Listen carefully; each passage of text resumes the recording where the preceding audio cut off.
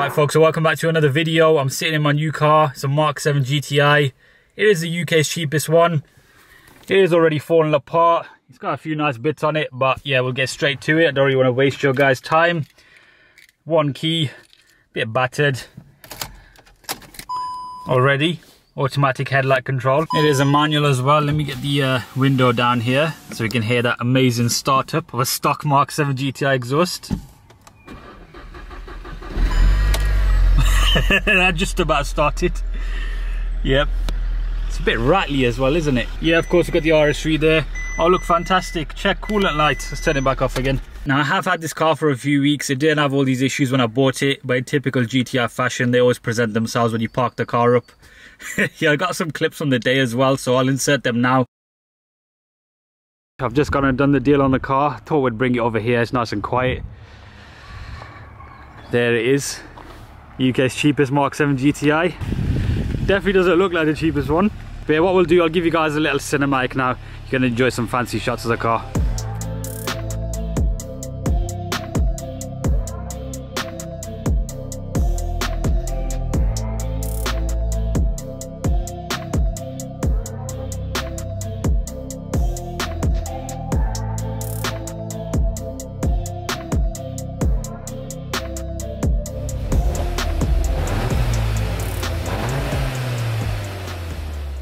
What do you reckon? Does it sound like a Golf?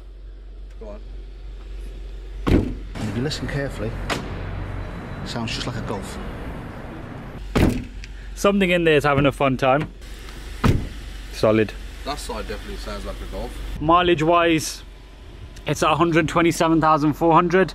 Now if you know me, that's not really that high. I would have liked a bit higher, but then can't really complain. I'm probably the only person who wants something like that. Now the most important part, you want to know what I paid for the car.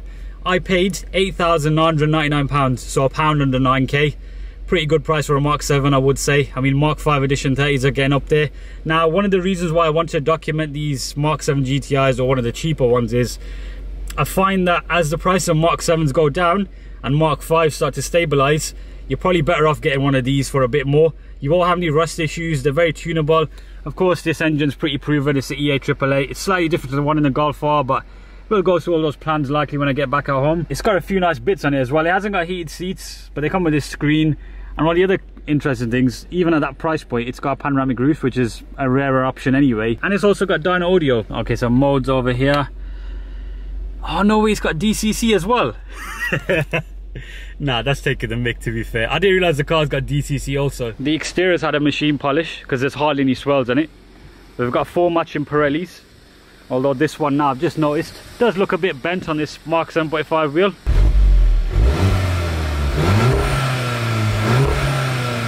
I moved it over here to try and get it out of shot when I was making videos back there.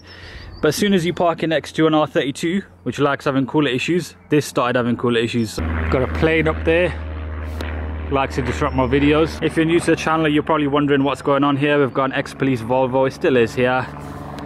A Group B Rally RS3. And the M140i. Hey, I've got some G13 in the back of the R32 here. You know, genuine Volkswagen stuff. If you live in that Volkswagen life, you tend to keep this stuff in stock at home. I'll top this up quickly and then we'll move it over there. Oh look, the bonnet latch works. That's a relief. Alright, let's have a look at this beast under here. EA888 Gen 3. Looks like it's been in a farm. This thing is so dirty, you can't even see the level, to be honest. But because I moved onto the grass, I can't really check for any leaks. I've had cleaner coolant in a battered old MK5. This is probably the most MK5 MK7 I've ever seen.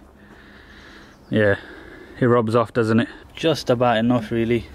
But because it's not empty, I can move it. Another cool thing, there's a MK8R back here, which belongs to the same friend you saw in the previous shots who came to collect the GTI with me.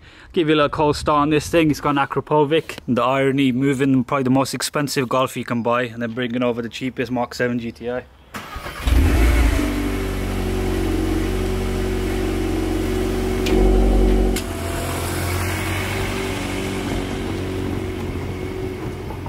Right, so I can't even make this up. The car's batteries just died. Just did all that fancy, you know, driving in, driving out shot of the Mark 8, and now look. Okay, now it's turned on. This is all live. I can't even like make this up. The car's just deciding when it wants to turn on, whether it's got low coolant, you know. Seems to be idling okay as well still, which is good. Got a bit of oil there. Looks like when they did the oil change, they probably spilled over a bit, hopefully anyway. I'll quickly run through of this engine if you're not familiar. E888 Gen 3. It's got the IS20 turbo, so it's slightly smaller than a Golf R. Some of the internals are different, but it still likes to accept quite a nice hybrid turbo if you want to. Yeah, we're going to go for big power. Now, the reason why I pointed out that the coolant is actually an issue is because these engines suffer from water pump and thermostat failures.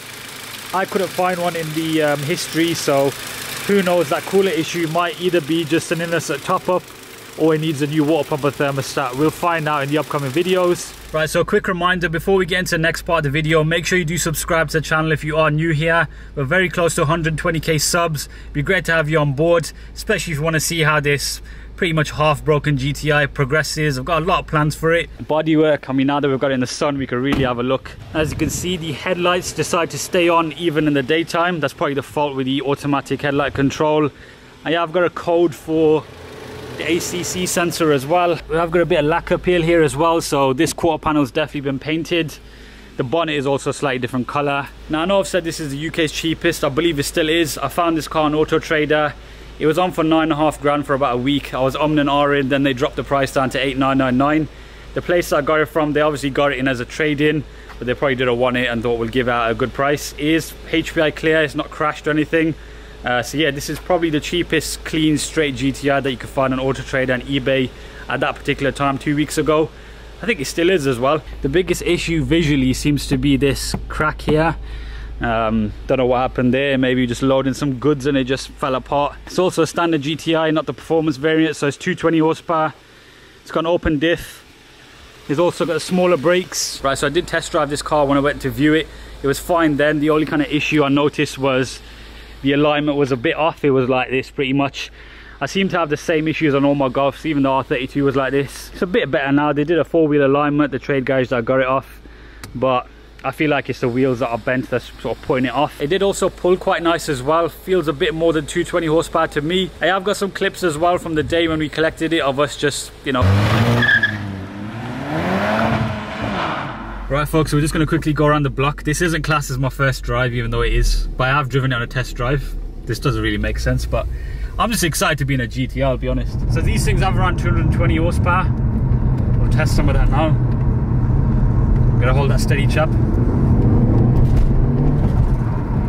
Not bad. Not bad. Bit crashy. But you know what? We're gonna be changing all the handling bits on it anyway, so it's not even gonna remain stock. This guy there with the bike's probably thinking, what on earth this guy's holding a camera like that? The things we do for a YouTube video though, don't we? Alright chap, I'm gonna go down this road here. Right, ready? Go on. It's definitely a GTI. Apologies about the shake cam. Yeah, I'm happy with it. I'm happy with it. So as you saw there, the gearbox and everything seems alright. But as with a GTI, issues always present themselves even further. I know this video is literally just a list of issues. I promise it's not that bad. All of this can be resolved. But yeah, here's a clip of the car smoking after a bit of a blast.